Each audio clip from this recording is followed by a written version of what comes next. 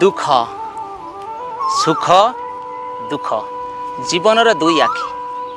सुख आसिले जेपरी आमे आत्महरा हो पड़ुचे खुशी फाटी पड़ुचे दुख आसिले आमे ताकू दृढ़तार सहित धैर्यर सहित तार मुकाबला करवा तेबे आपणकर भविष्यटी कुसुमित हेब कहीं ईश्वर आपण एक सुंदर भविष्यत सुंदर संसार रचना कर रखिंट जदि दुख कौन जानवा चाहूँगी पचारतु से भौणी जन को जहाँ कल निजर कैंसर पीड़ित स्वामी जीवन सहित